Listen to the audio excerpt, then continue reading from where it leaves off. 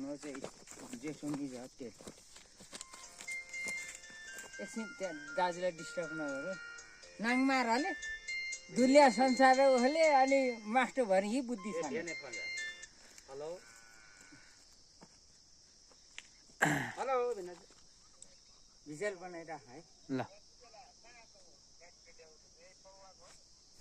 त्यहाँ पौवाकै मान्छे लिन जाने भनेको थियो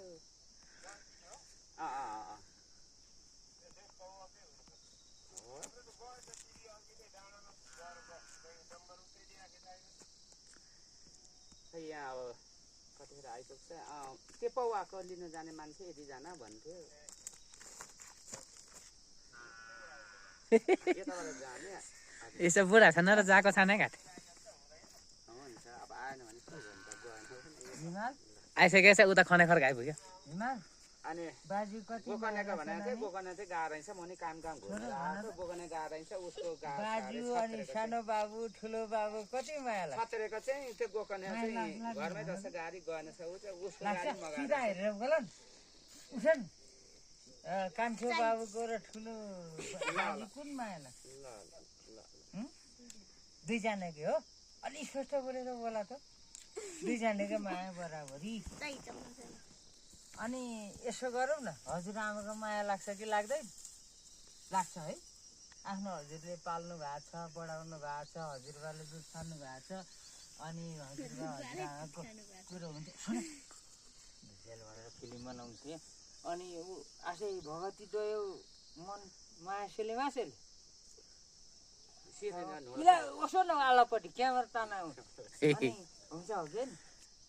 म चाहिँ यस्तो माया लाग्छ मेरो विमल भाइले यत्रो क्यामेरामा मद्दत गरेर सबै दाजुभाइ मेरो भाइ दाजु आदरणीय धनवाड दाजु र भाइहरूसँग यसरी फोटो चाहिने भिडियो बनाउन पाउँदा मेरो भतिजो गौरवका कुरा छन् मेरो हिमाल काजी भतिजो मेरो भिडियो सेयर गर्दा के अरे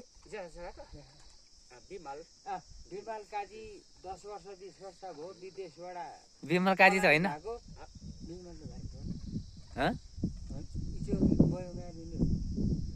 आसे भने जेठा नुने हो मेरो भाइ मलेसियामा गएर नुनबहादुर कहाँ जहाँ कोही भयो भने हाम्रो भाइ हो मेरो प्यारो भाइ आदरणीय भाइ जसरी भयो भने यो विजय दशमी दिन आउनुहुन्छ भन्ने मलाई आशा लागेको थियो हाम्रो अब टाइम भ्या अब सार्वजनिक हुन्छ जसरी विमल भाइ यो भिडियो हेरेर जसरी भने यो आउँदो यो समयमा फर्केर आइदिनु होला यो लरबर सबै यो घर गाउँ सबै संसारमा यस्ता लाला बाछाहरू छोराछोरी छोडे हिँडिदिनु हो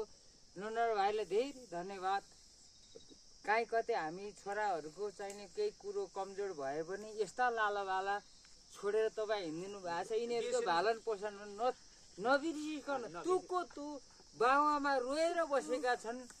श्रीमती अर्काको चाहिने ठाउँमा गएर जाहिर खानु भएको छ छोराछोरी भगती त्यो तपाईँकै छोरी हिमाल काजी मेरो काममै छ तपाईँको छोरो हो यसरी जहाँ भयो नुनबार भाइ म छिमेकीको हैसियतले आइदिनु होला र तपाईँहरू हामी सधैँ यो अब दसैँ मिलाइदिन मान्नु अर्को दसैँमा फेरि दसैँ मान्ने गरी आइदिनु होला मेरो भाइलाई दशमले बिन्ती गर्दै अब यसरी आफ्नो दाजुहरू भाइहरूलाई विशेष धन्यवाद दिँदै दसैँको अग्रिम शुभकामना भनौँ न होइन गर्दै दिँदै भाइ जहाँ भए पनि तपाईँ